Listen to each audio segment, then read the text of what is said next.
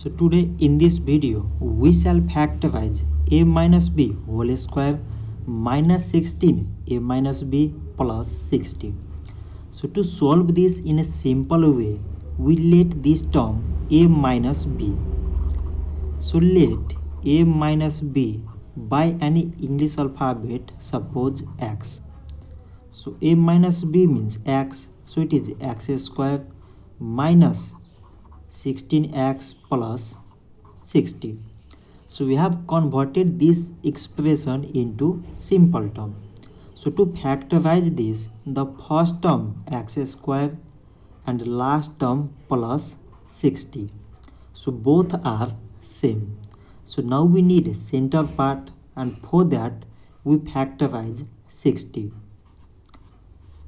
So it is 2 times 30 means 60, 2 times 15 mean 30, and 3 times 5 mean 15. So now multiplying within these numbers, we need here 16. So 2 times 3 mean 6 and 5 times 2 mean 10. So 6 plus 10 mean it is 16. So we need here minus 16. So it is minus 6x minus 10x, which is equal to minus 16x. So now we find out common in these both first expression and these both last expression. So both contain x. So remaining in the first is x minus x already came, so 6. In these both, the common here is minus 10. So remaining in the first x minus 10 times 6 means 60. So now we again find out common in this first and last expression.